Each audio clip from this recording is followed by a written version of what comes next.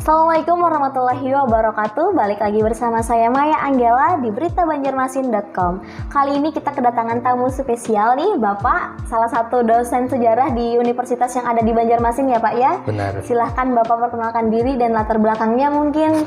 Oke, terima kasih Mbak Maya ya. Iya. Saya Mursalin. Saya adalah dosen di salah satu universitas negeri di Banjarmasin.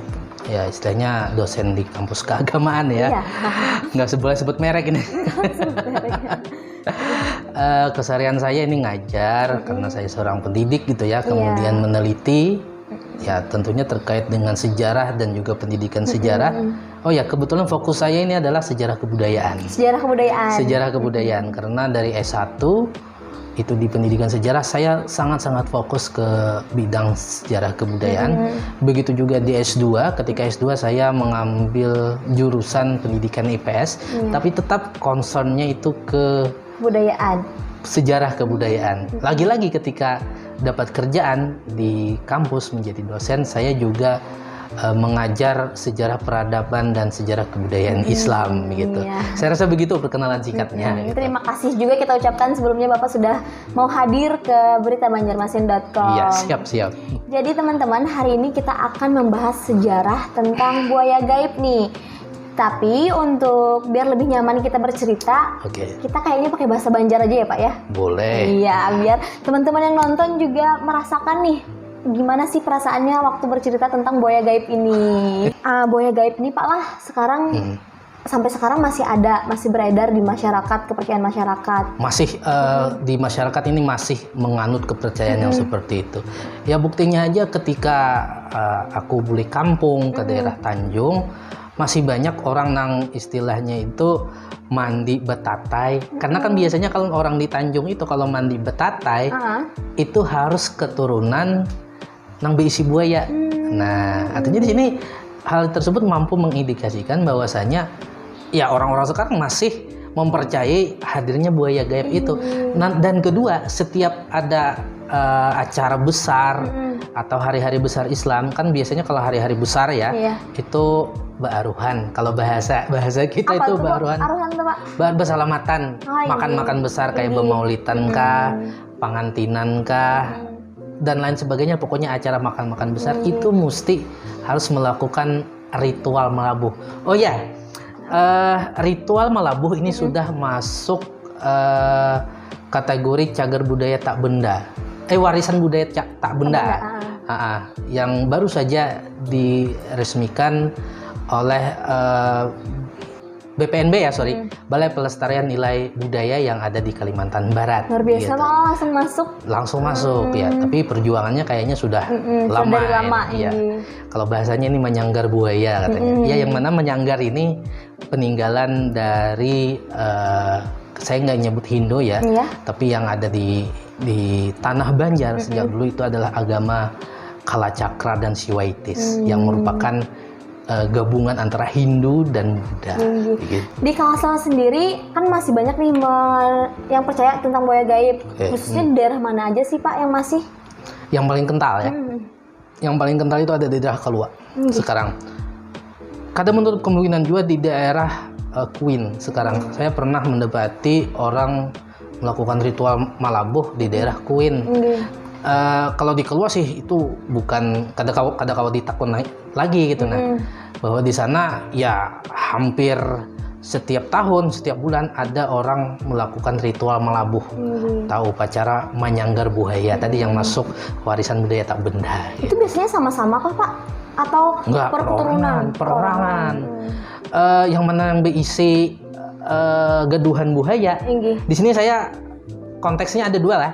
Begaduhan non bersahabat itu beda konteksnya. Beda Pak lah. Beda konteksnya.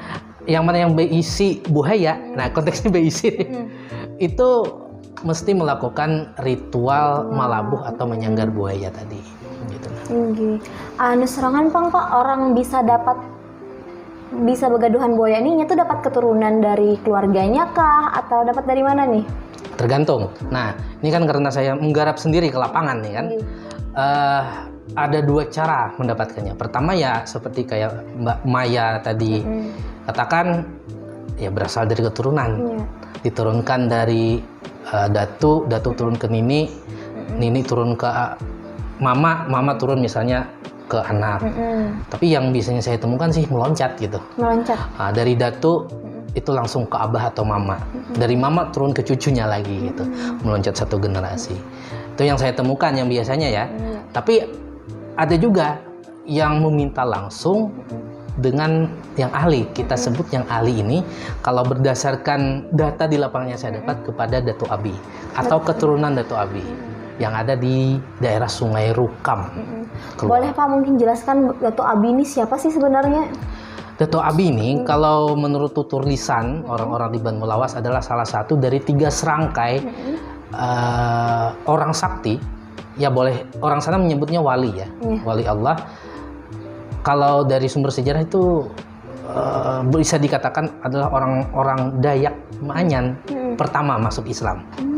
Salah satu dari tiga serangkai.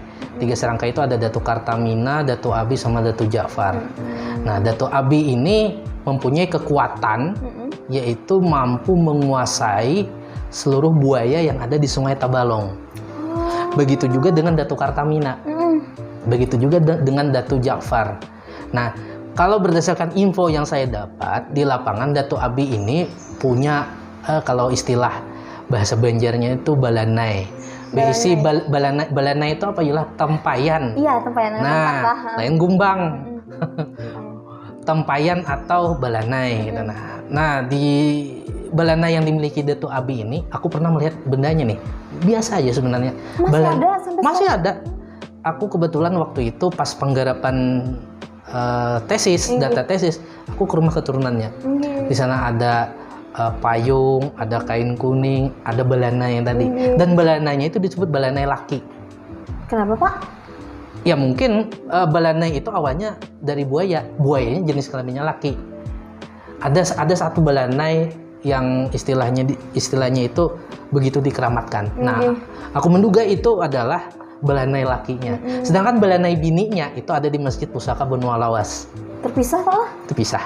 Nah, makanya indikasinya Datu Kartamina itu jenis kelaminnya perempuan, Datu Abi jenis kelaminnya laki-laki. Datu Ja'far laki-laki dan juga melalang buana sampai ke Kalteng gitu. Nah, seperti itu. Berarti yang terkenal di Kalsel ini Datu Abi ini Pak lah.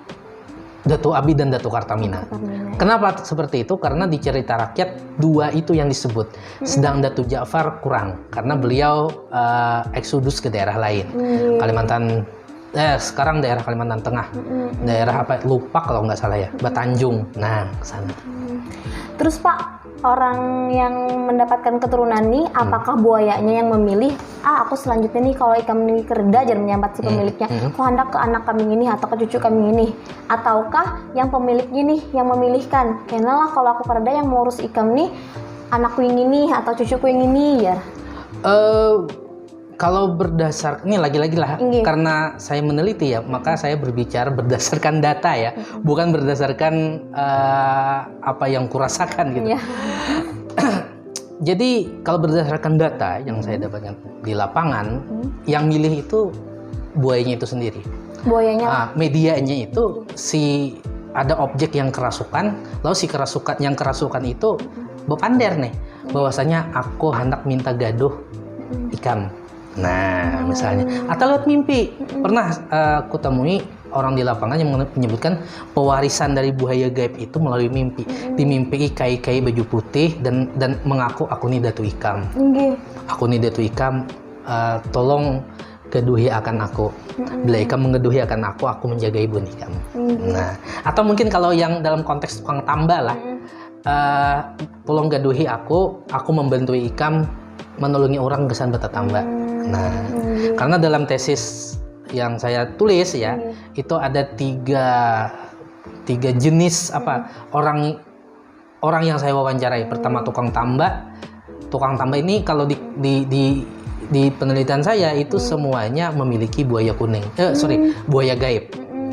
Kemudian orang biasa yang cuman begaduhan aja atau bersahabat, dan ketiga kesaksian dari orang-orang umum yang pernah melihat orang in trance atau buaya itu secara fisik, buaya gaduhan secara fisik ya. Kalau orang di sana sering melihat buaya gaduhan gaib secara fisik.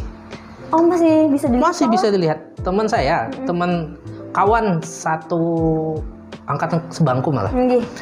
Ketika aku wawancara untuk tesis ini, ujarnya aku semalam melihat di sungai ganal benar buahnya berjamur. Padahal kan ada keturunan lagi nih Pak. Ya kada ada keturunan sama sekali. Tapi kalau sudah hendak ditampaikan tuh, ya melihat Pak lah. Ya melihat gitu nah. Dan bahkan sepupu niniku, nah aku mehionya kai aja Bang. Ketika hendak turun mengunjun, ya selalu aja ada buaya. 2 kali turun ke sungai selalu ada buaya. Tapi kadang mengganggu loh Pak, yang kayak Kadang ini, ganggu, kadang ganggu, kadang ganggu. Bahkan kalau berdasarkan cerita keturunan Dato Abi, buaya gaduhan dalam tanda kutip lah, buaya gaduhan yang gaib ini itu sama sekali kada membinasa.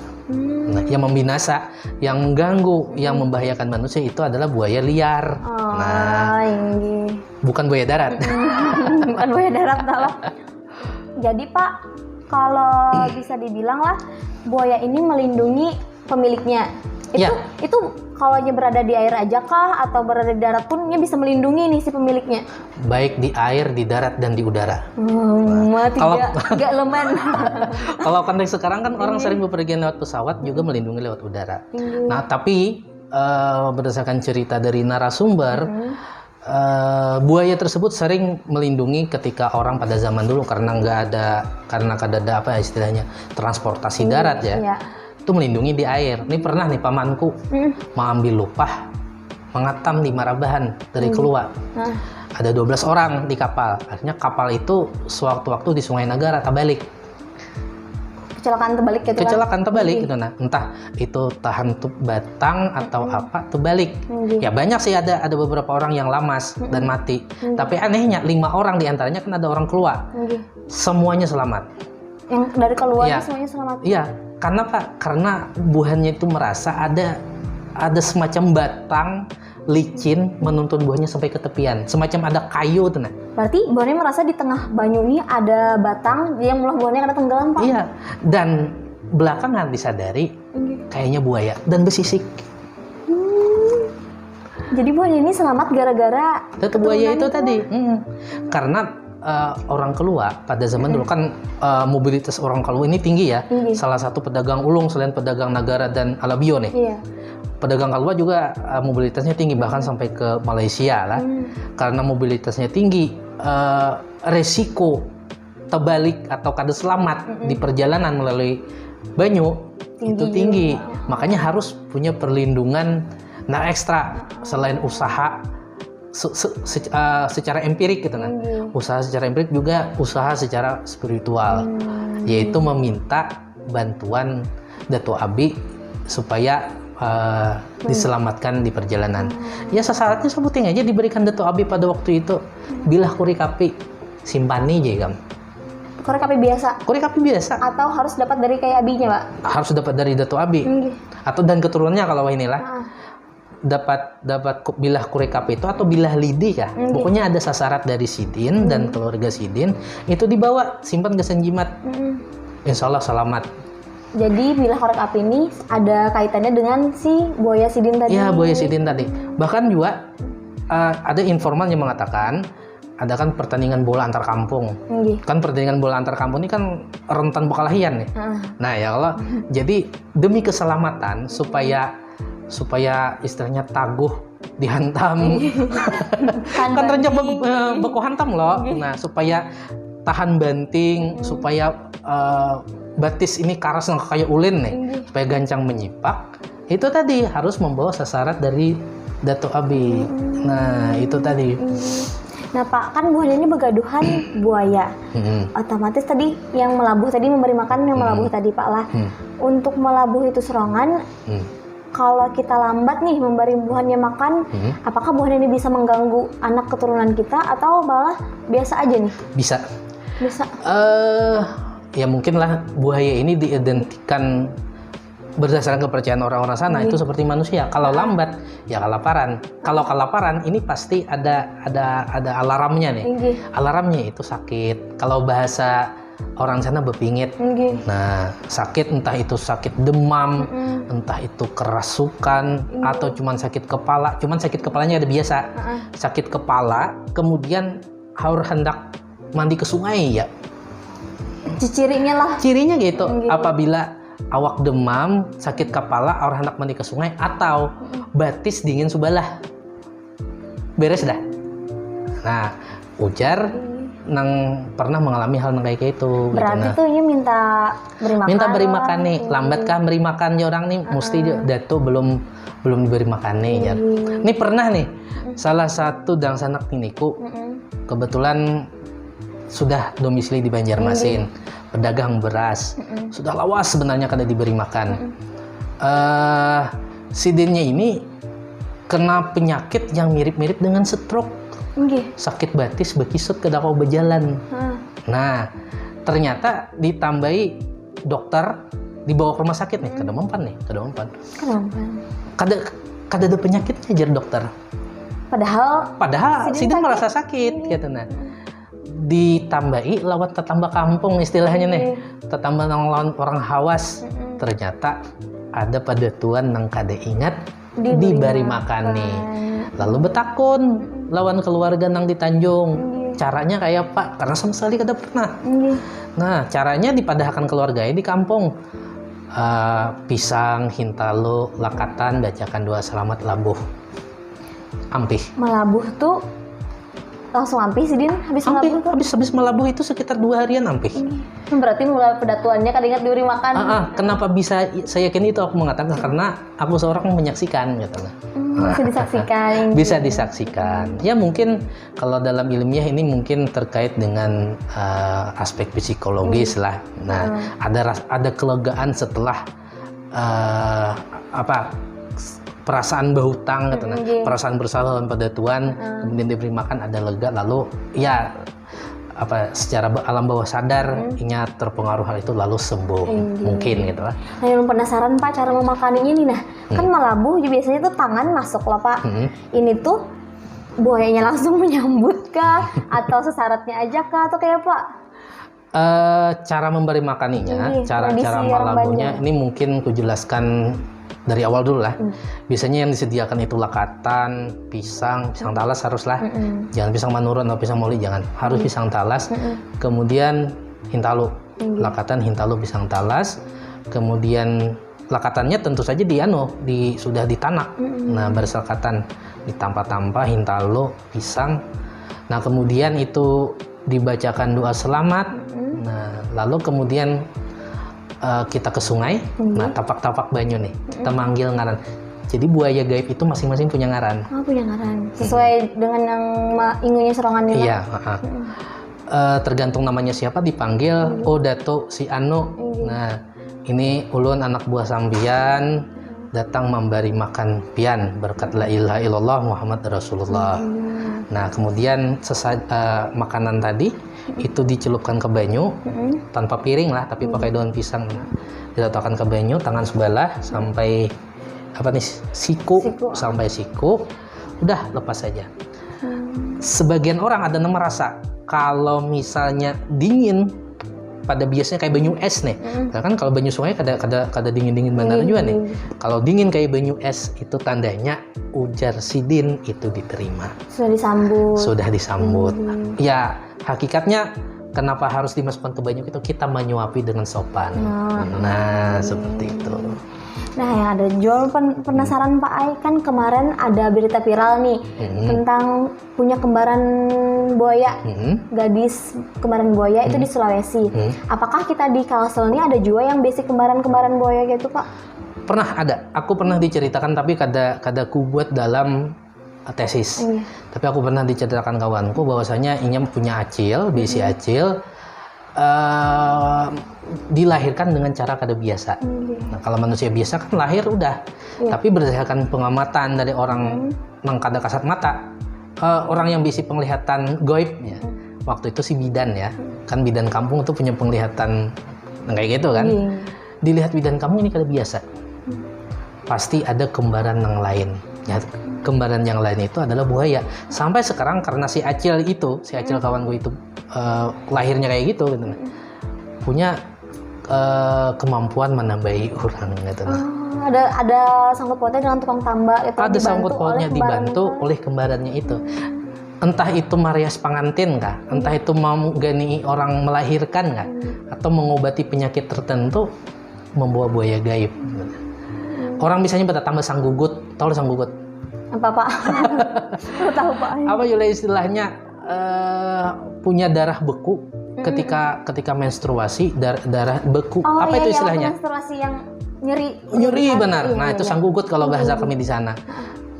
Mengobati sang gugut itu dengan buaya gaib, karena di dalam perut bibinian itu, sorry ya sebut anu nih, ada semacam bendanya tuh kayak cacak halus, dan cacak halus itu harus dilawani dengan cacak yang ganas, yaitu buaya tadi. Pernah dengar Ya kayak gitu. Nah jadi cerita yang kayak cerita viral yang demikian itu ada sesamaannya dengan yang ada di tempat kita. Seperti itu. Nah yang terakhir nakon-takonakan, apa sih Pak perbedaannya buaya gaib keturunan dengan buaya gaib sahabat tadi tuh? Nah, itu kayak pendapatnya tuh jadi sahabat tuh. Oke, kalau inya jadi sahabat, berarti si buaya gaib itu punya sumbangsih lebih, yaitu membantu menambahi. Kalau cuman bagaduhan berarti dia diturunkan dari nenek moyang. Untuk menjaga aja berarti lah. Iya, untuk menjaga aja. Timbal baliknya itu. Tapi kalau yang bersahabat tadi timbal baliknya lebih, yaitu mampu apa istilahnya, membantui, menggani, menambah. Nah, kalau yang bagaduhan itu cuma melindungi aja. Konteksnya di situ bedanya. Artinya ditimbal baliknya. Ada cuman membantu, dan ada yang lebih dari membantu. Nah, kayak sahabat kan kayak manusia juga. Kalau si sahabatnya ini sedang kesusahan, si sahabatnya kan tinggal diam. Nah, seperti itu. Banyaklah kelebihan kalau punya sahabat buaya gaib nih. Asal jangan punya sahabat buaya darat gitu. Bahaya itu. Pak, penasaran lagi Pak Aina, sebutin lagi nih terakhir. Oke, banyak kan nggak Bapak? Buaya gaib nih ada hubungannya dengan pesugihan kah? Karena sama sekali nggak ada. Oh, karena sama sekali nggak ada. Karena buaya gaib ini pure semacam pelindung orang Banjar, dalam hal ini orang keluar, entah itu di tempat madam, di perjalanan maupun di kehidupan sehari-hari gitu aja. Tidak ada hubungannya dengan pesugihan. Berarti aman malah. Iya. Karena pada dasarnya orang Banjar itu kada terlalu mengenal yang namanya pesugihan. Karena orang Banjar itu sendiri adalah orang dagang yang mencari kesugihannya dengan dagang. Dagang. Seperti itu. Pak, buaya gaib ini ada sangkut pautnya dengan mitologi Islam dalam keagamaan kita nih? Oke, jelas ada. Lebih tepatnya dengan mitologi Nabi Khidir. Nah, dalam hikayat Banjar ya, karena saya ini bahan makanan ini. Kalau neliti sejarah kuno di Banjar, Nabi Khidir ini kan kalau dalam hikayat Banjar ini adalah ayah gaib dari Putri Junjung Buih.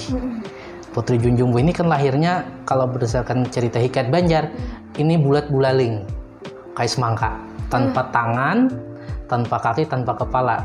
Nah, berdasarkan aturan dari Dewi Gangga itu mamanya, jadi Dewi Gangga menikah dengan Nabi Khidir ya, itu jadi Putri Junjung Buih. Berdasarkan aturan dari Dewi Sungai itu tadi, kalau lahir cacat, itu harus dibuang ke dunia.